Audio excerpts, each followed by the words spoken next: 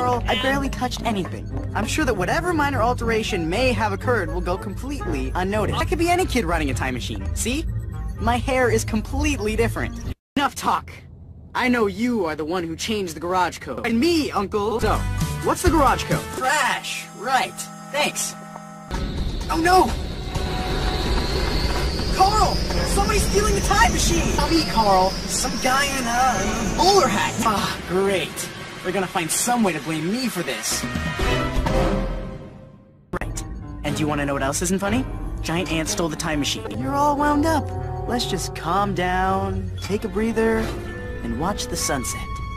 I'm on it.